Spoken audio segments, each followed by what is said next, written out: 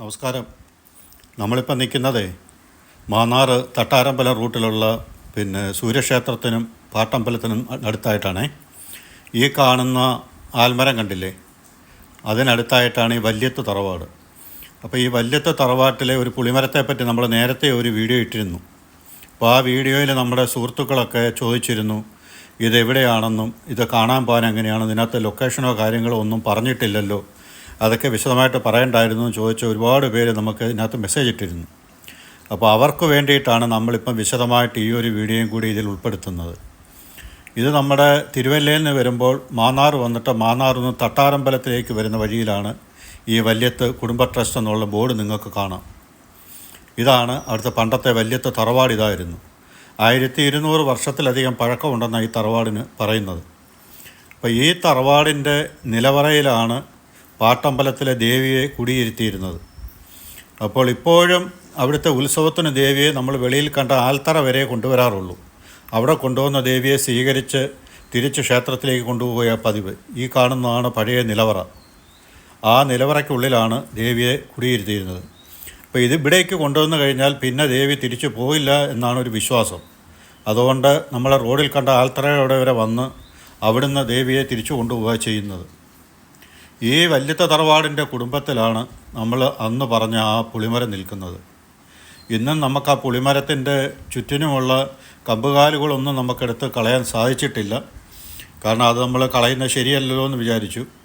കാരണം അടുത്തല്ല അവരുടെ 3 ഉപാസനാ മൂർത്തികളുടെ ചെറിയ കുരിയാലകളുണ്ട്.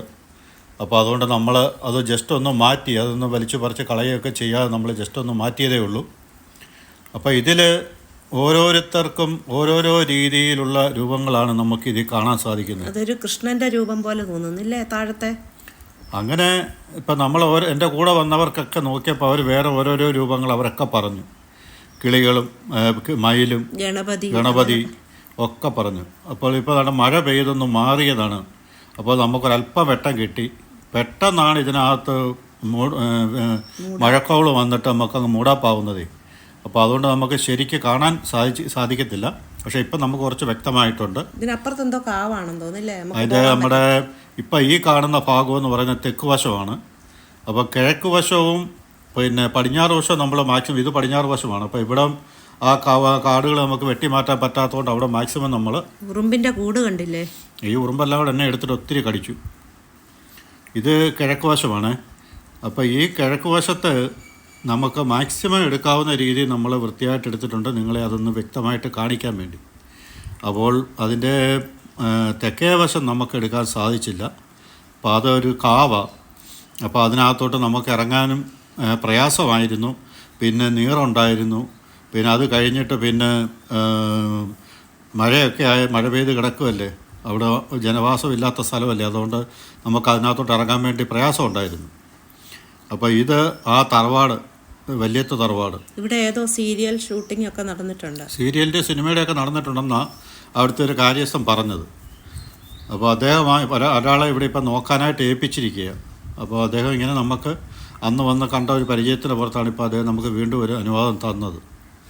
അപ്പോൾ ഇത് 1200 വർഷത്തിന് പഴക്കമുണ്ട് ആ തറവാടെന്ന് പറഞ്ഞു. അപ്പോൾ അതിനു മുമ്പേ ഇതിവിടെ ഉണ്ടെന്നാണ് ഈ പുളിമരം ഇവിടെ ഉണ്ടെന്നാണ് ഇപ്പോൾ കൈമാറി വന്ന തലമുറക്കാർ പറയുന്നത്. അപ്പോൾ ഇതേലെ അവരൊന്നും ചെയ്യാറില്ല, അതിലെ തൊടുക പോലും ചെയ്യാറില്ല. അതാ പ്രകൃതി സൃഷ്ടിച്ചത് അങ്ങനെ തന്നെ നിൽക്കുകയാണ്. ഒരു മാറ്റമോ അതേലെ ഒരു ഇത്തിളോ ഒരു കൊച്ചു കമ്പോ അതോ ഇതോ ഒന്നും വെട്ടുകയോ തൊടുകയോ ചെയ്യാതെ അങ്ങനെ തന്നെ സംരക്ഷിച്ചു പോവുകയാണ്. ഈ പുളിമരത്തിൻ്റെ അടുത്തായിട്ടാണ് അവരുടെ 3 ഉപാസനാ മൂർത്തികളെ അവിടെ കുടിയിരുത്തിയിട്ടുണ്ട്. അത് നിങ്ങളെ ഞാൻ ആദ്യം കാണിച്ചായിരുന്നല്ലോ, കണ്ടില്ലേ? നമുക്ക് ഇതിനകത്ത് ഈ ചെറിയ കാടും പടലും പടപ്പും ഇല്ലെന്നുണ്ടെങ്കിൽ നമുക്ക് കുറേ കൂടി വ്യക്തമായിട്ടും വളരെ ഭംഗിയായിട്ടും അത്ഭുതപ്പെടുത്തുന്ന കാഴ്ചകളൊക്കെ നമുക്ക് അതിനകത്ത് കാണാമായിരുന്നു. അപ്പോൾ നിങ്ങളെല്ലാവരും ഈ പുളിമരം പോയി ഒന്ന് കാണണം കേട്ടോ. അതൊരു അത്ഭുതമാണ്, അത് അത്ഭുതം തന്നെയാണ്.